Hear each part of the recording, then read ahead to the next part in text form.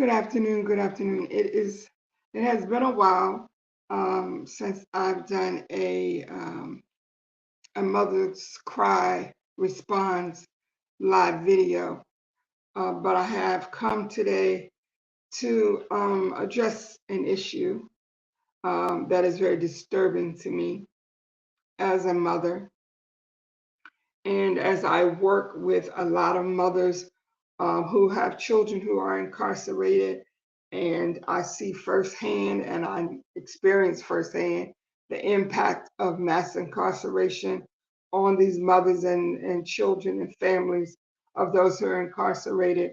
And I've always got my ear to the ground and my eyes open, um, trying to see, what is going on in this country.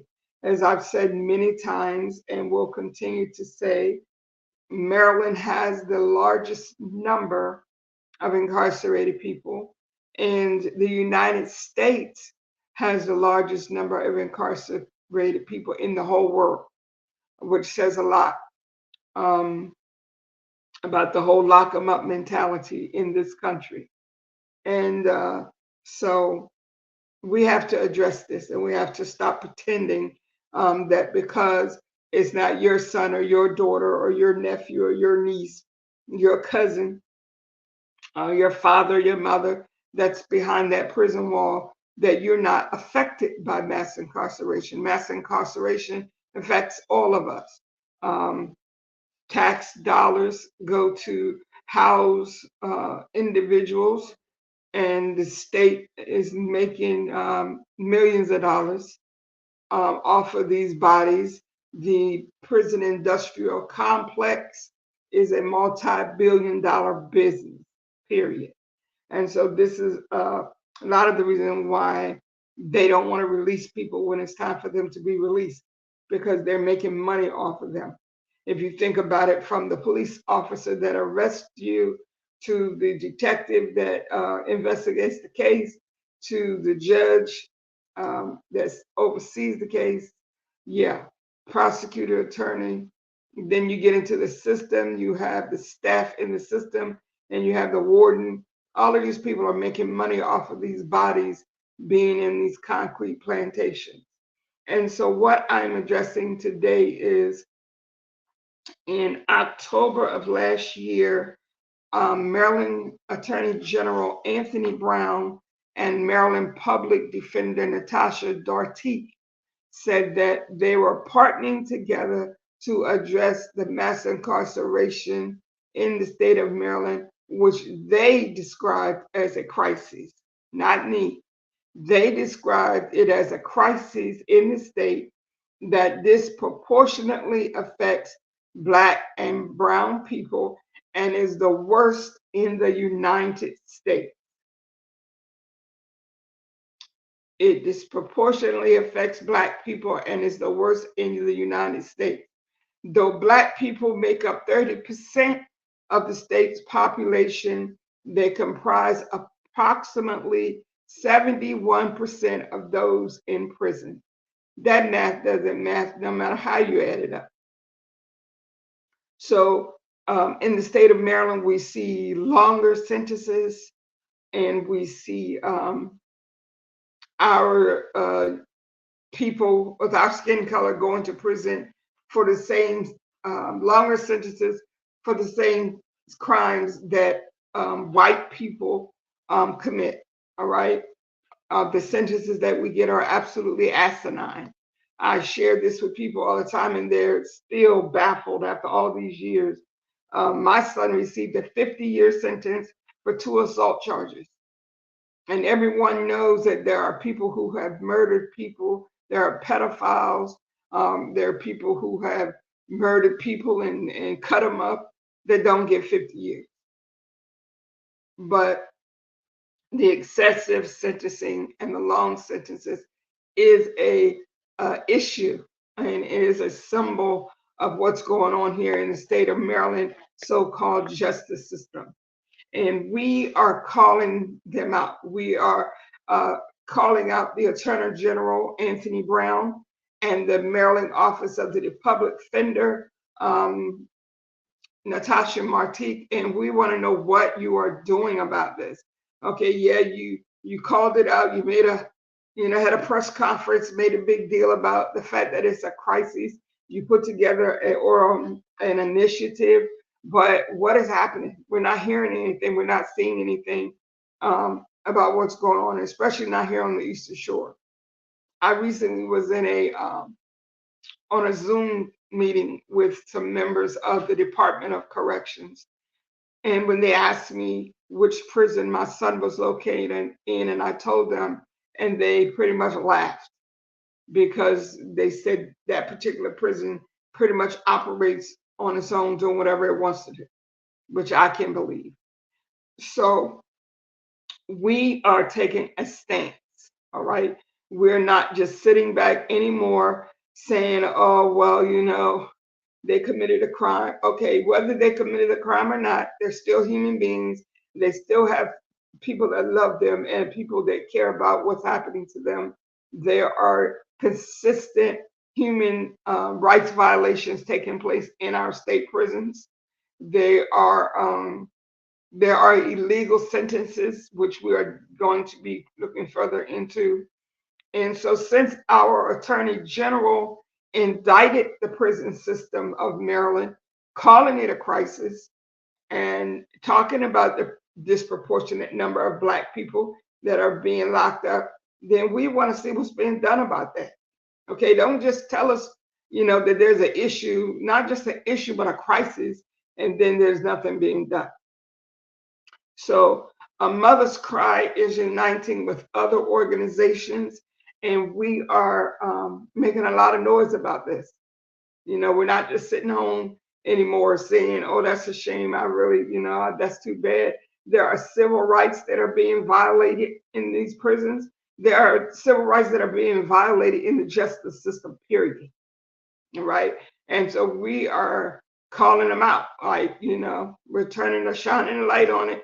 We want to know what is being done to fix this. There is the systemic design of mass incarceration.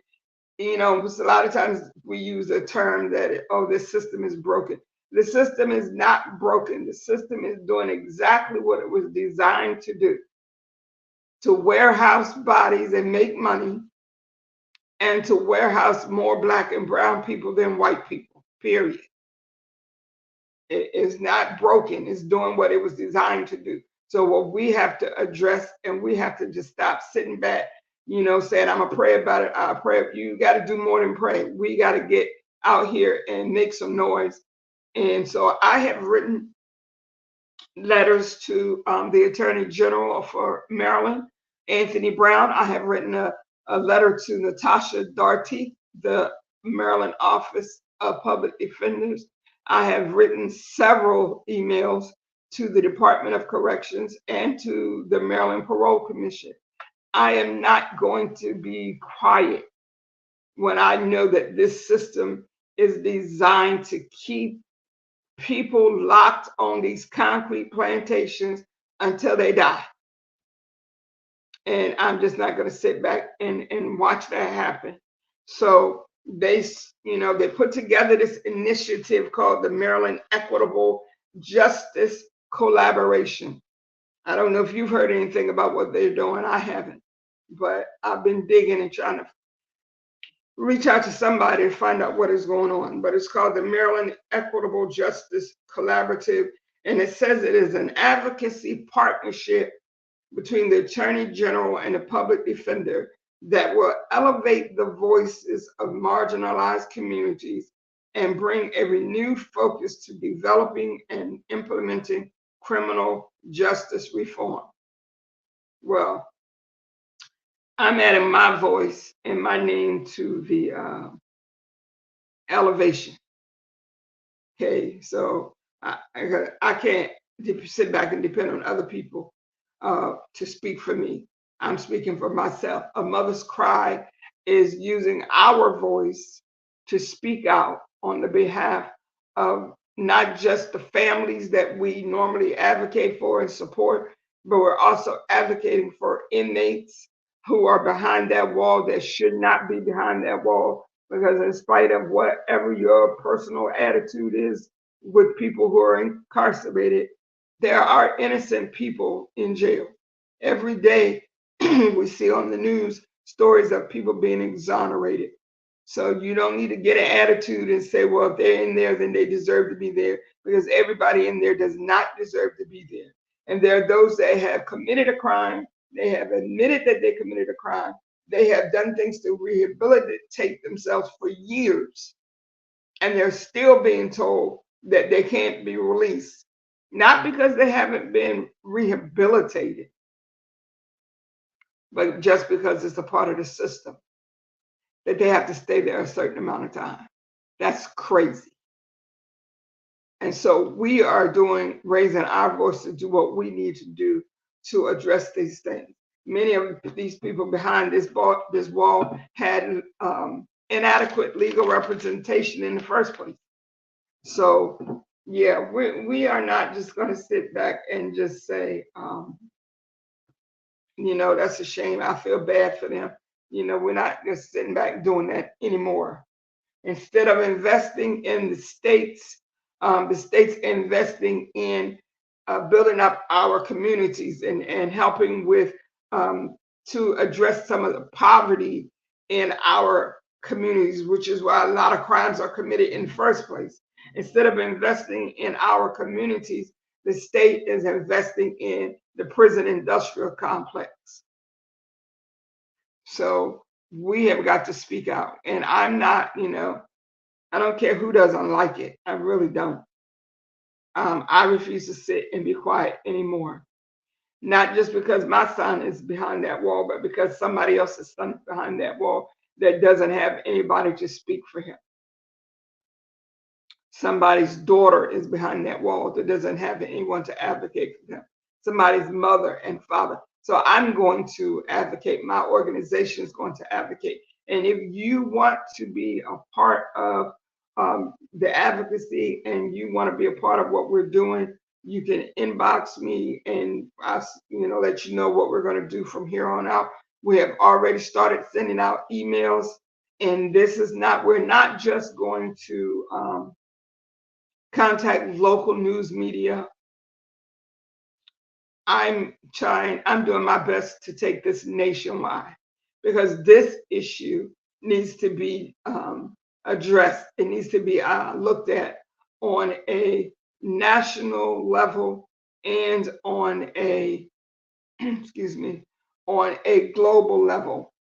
These people don't need to be just sitting in prison because you need to make money. That's crazy. And so we're not going to just sit back and let it happen anymore. I'm sorry. And anybody that doesn't like it, oh well, get over it. So I am getting some people together. Thank you, Stephen. I'm bringing some people together that will say, what can I do? I'm trying to get contact information. I sent emails to the Baltimore Banner, who was the first the first paper that carried this story about the press conference between the Attorney General and the Maryland Public Defender's Office. I've sent them an email. I've sent emails to other national media, because this is enough of this crap. People losing their lives. This is not a movie. This is people's lives. And you can say to a person, yes, you have seemed to be rehabilitated. You have done well. You are what we consider low risk, but we don't think you're ready to come home. Well, what the heck do I need to do to come home? But it's all about the money. I don't care what anybody say. It's about the money.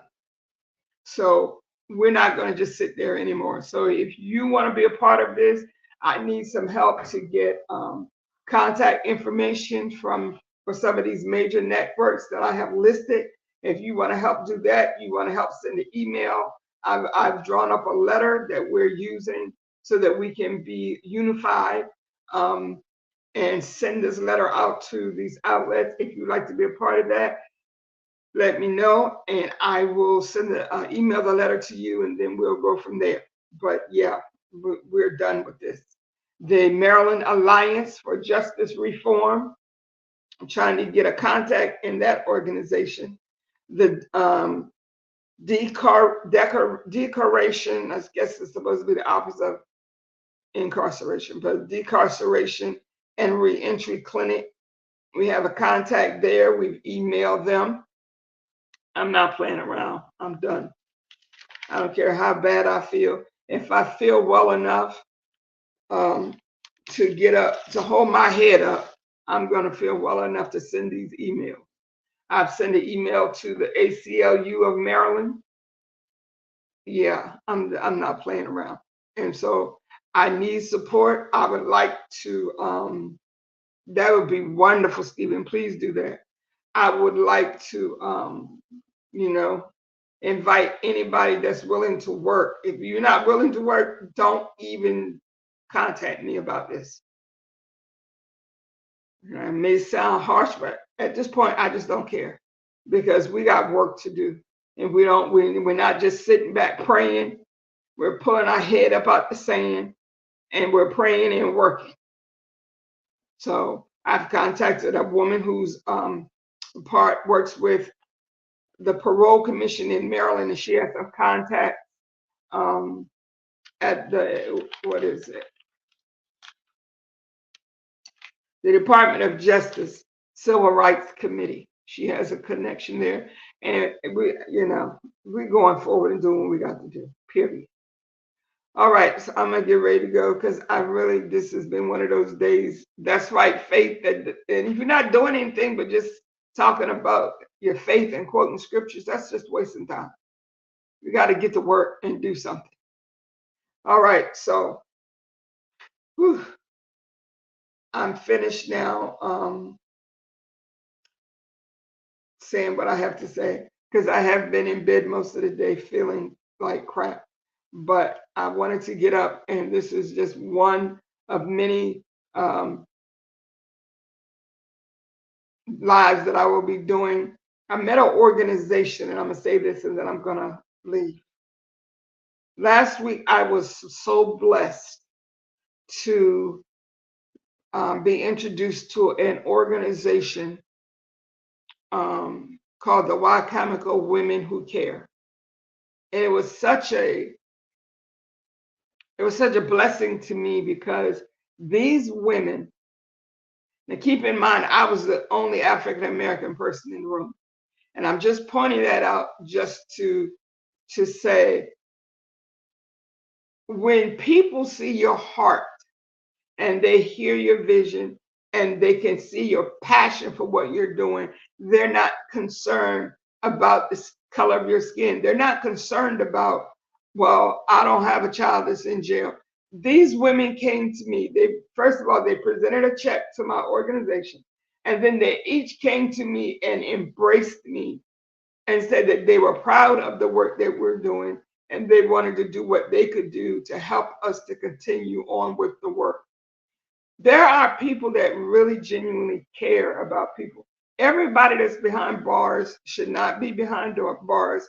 And then we have to take into consideration the families that are impacted by them being away, the little children that have not had their mother or their fathers around for years because of mass incarceration. And so we are going to do what we need to do to address the problems. We're not going to just keep sitting back, pointing it out and saying, oh, that's a shame.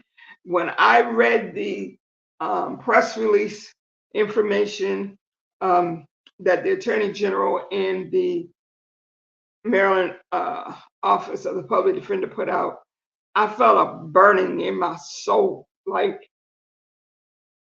okay, you all have literally publicly indicted the state of Maryland with regard to its mass incarceration and called it a crisis. Yet, the numbers of people being incarcerated in Maryland is going up. It's crazy. So we're going to do our part. We're going to pray and we're going to get up and do some work. All right. yes, the communities are just being like, oh, just it just irks me because the poverty, the no jobs, the lack of education, even the stores that are in our communities, they come in from other communities and raise their prices on everything. And then, we have to pay triple what they would charge if they were in a different community. All of this is tied into how people end up incarcerated. Because when you don't have, you look around your street, you look around your neighborhood, you even look in your own house, and you don't see anything to aspire to. A lot of times, this is how decisions are made to commit a crime. Whether it's right or wrong, that's just a fact of life. So, and then we have children who have had generations and generations of family members that have been incarcerated, making the state money. So then all they know is to do what they saw done. So then they end up incarcerated. We've got to do better, people. We've got to do better. So again, if you want to participate in this, feel free to contact me, inbox me. I'll give you my email address and we'll go from there. All right. Thank you so much, Stephen, for joining me today. I appreciate it. Those of you who will watch this video in replay, if you feel like you want to join the party, the fire is lit and we're going forward. If you want to be a part of it, that's fine. Email me and we'll get going. If you don't want to be a part, that's fine too. Because at this point, we can't afford to be dragging dead weight. So if you want to participate and you say, Jamie, I have some information that can help you. I know how to get some contact information because realistically, I don't have the ability to get all the information that I ask for. And I mean, really generally, even on social media, I ask for contact information for local newspapers, forget the national ones. And I can't even get that. And you know good and well that there's something that people know people at the Daily Times. Like seriously. But it's okay. I mean, I'm gonna get what I need, but I'm just using it as an example. But we're gonna get this thing done. All right. All right. Again, I thank you, Stephen, for joining me. I appreciate you. And I will talk to you soon. Have a great day.